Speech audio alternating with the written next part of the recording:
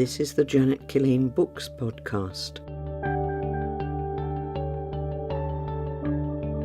I'm reading from my collection of short stories, There Is a Season. This story is called Expat.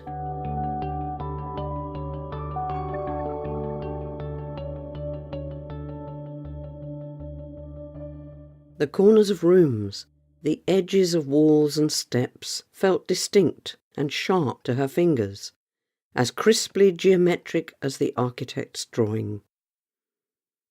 Outside, a clarity of blue sky, and all around them the gouged earth, red where it had been torn, and the cream rock exposed to grey in the heat.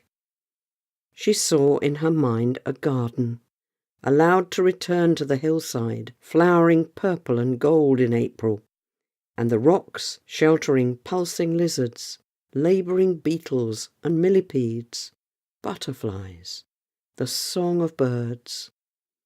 She touched his arm, gently, warmly. "Thank you," she said.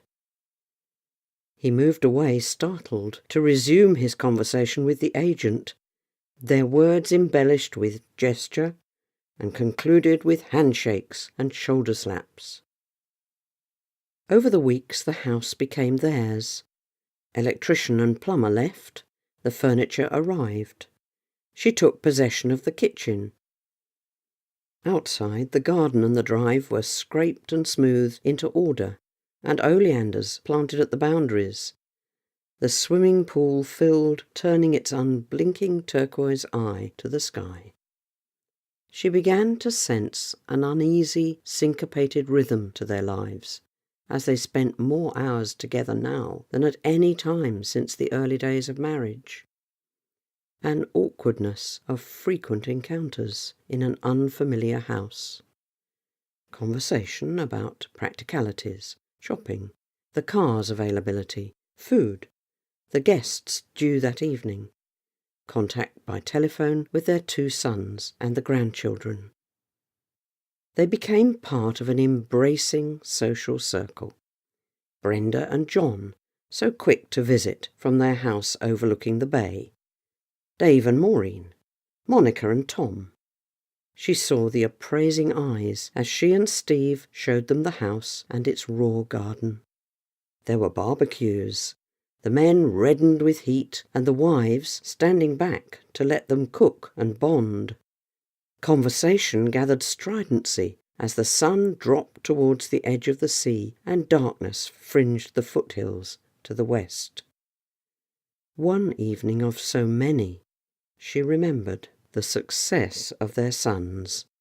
A flourish of jobs, a fanfare of accountants and managing directors, each following their father's steps of achievement, and their names too would be inscribed one day in property on these timeless hills. She felt herself fling her words as if they were a stone into a flowing river. I would have loved a daughter, to see her grow, but ours died 2 hours after she was born. The eyes opposite her widened, flinched, turned away before the water closed over her words. Much later he spoke thickly and angrily. "Don't speak of the past. Can't you see we're making new friends here? They aren't interested in our private lives, and it's time you moved on." In the syncopation of their days, she found that they could live comfortably in the unspoken agreement of separation. She loved the early morning, rising to the sharpness of clear thin air, the wild flutes of bird call and the far-off bleat and chime of goats. She circled the garden, touching leaf and bud, then looking far out towards the distant mountains. Before he awoke, she walked to the village to collect the bread and shared breakfast with him when he came downstairs. She planned the decoration of the villa, searching carefully for local glass and pottery, choosing rugs and wall hangings. In the back streets of the local towns she found antiques, copper kitchenware and precious embroidery. He went to join friends and colleagues, and his days were filled: water sports, plans for a property consortium, the internet cafe in the nearby town, the newspapers from England. In the evening, when they were not entertaining or visiting, he joined friends in the local bar and followed passionately the fortunes of football teams that he had never noticed before.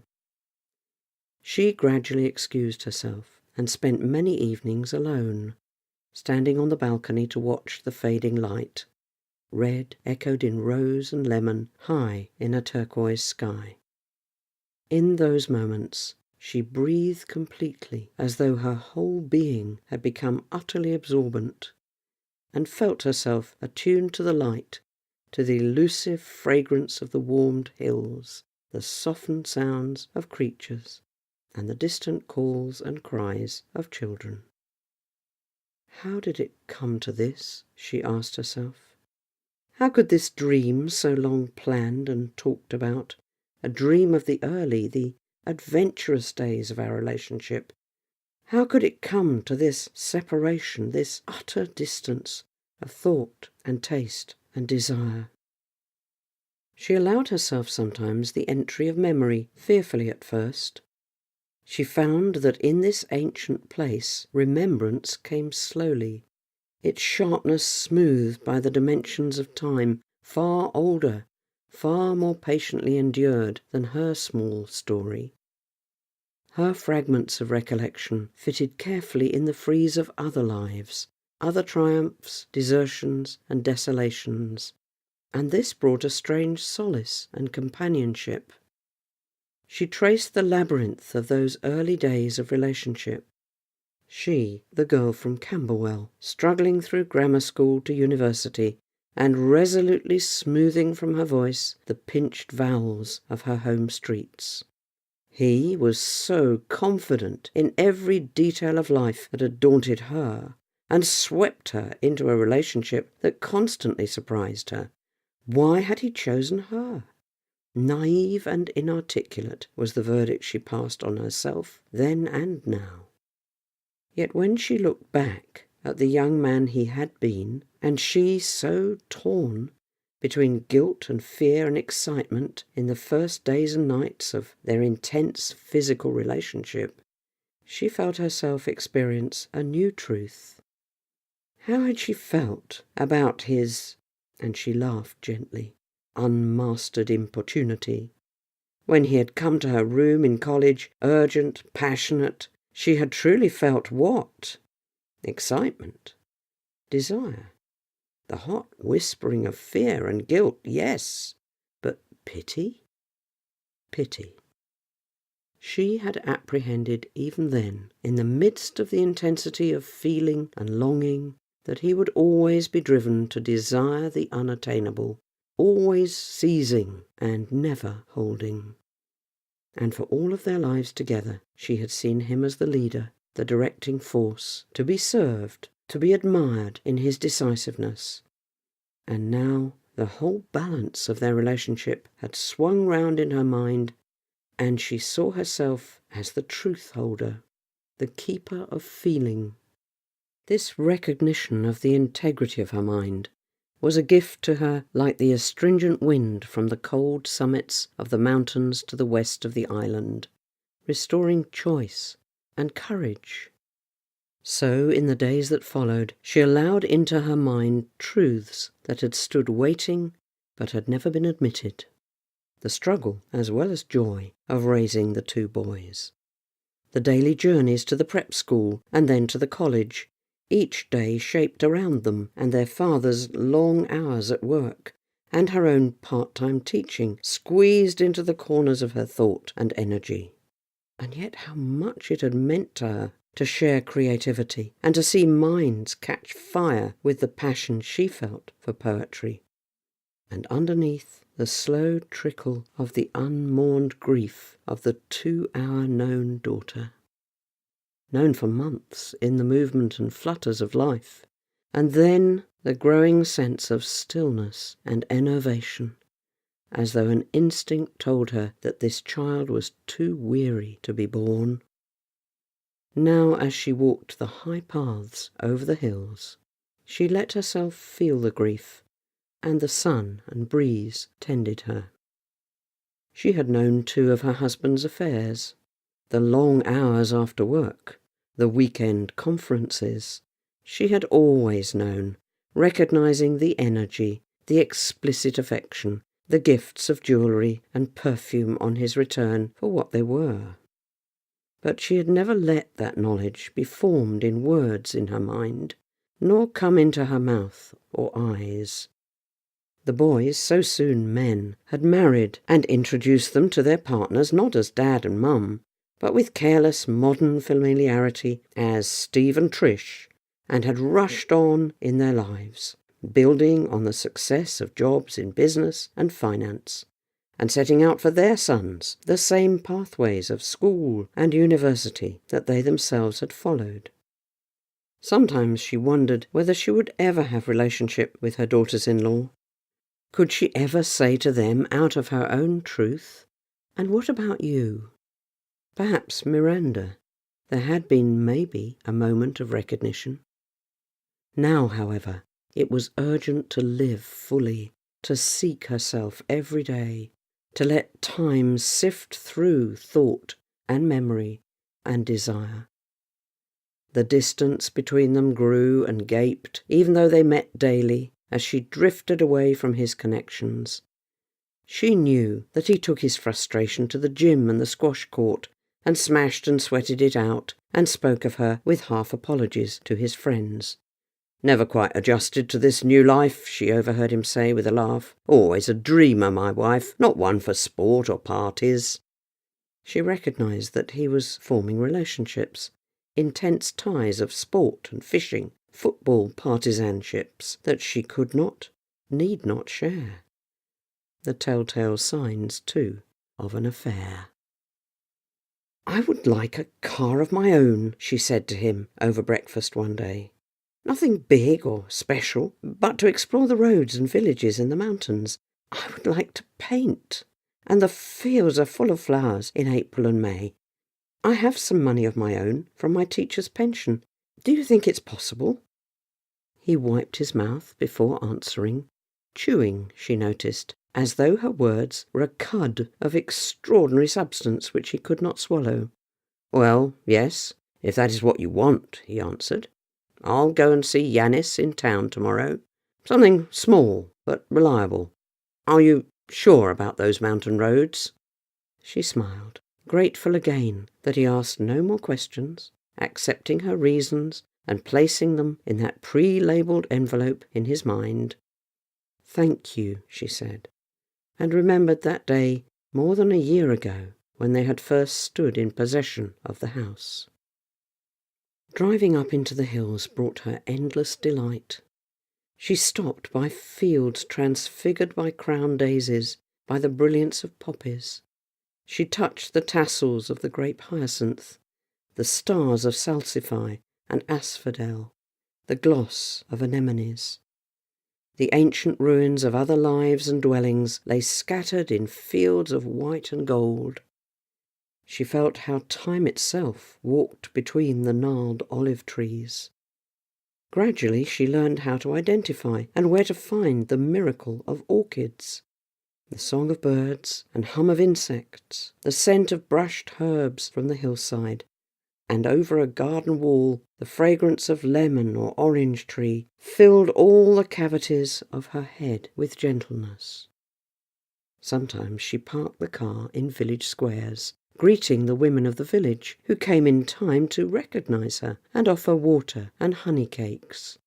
She learned enough of the language to ask and thank, to inquire her way, to speak of their children, to admire.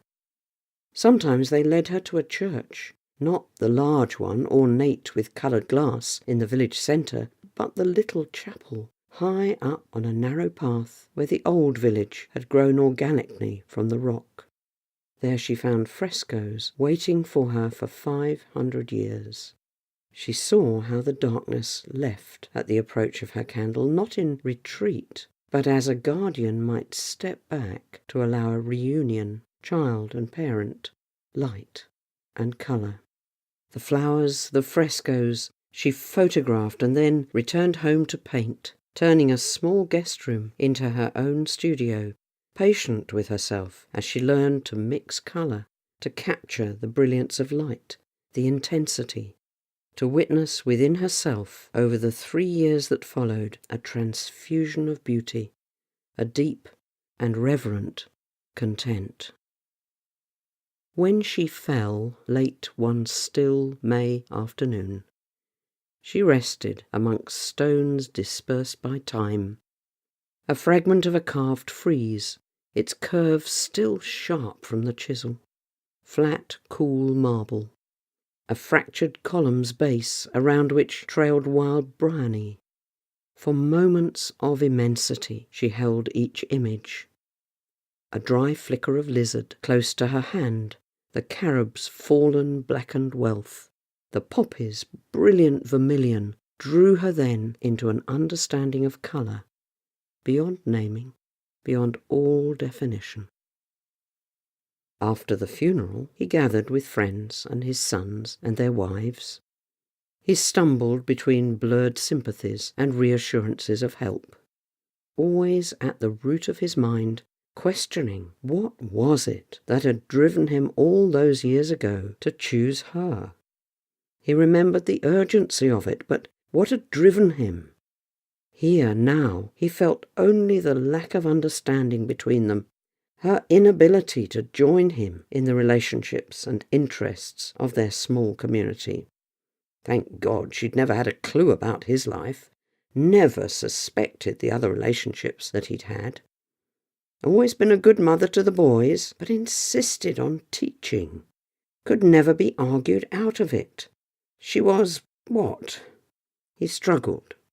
She was fey, awkward, elusive. And it was her elusiveness that had made her desirable all those years ago. The mysterious girl of her year. They all talked of her, tall, clever, beautiful. He had to possess her.